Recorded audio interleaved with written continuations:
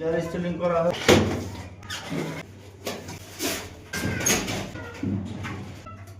লাগাতে হবে।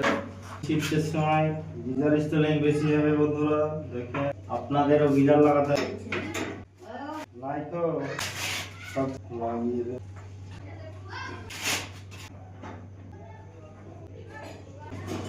Middle position বন্ধুরা, middle to middle 6 inch 6 inch by 6 inch কাপড় দেবেন।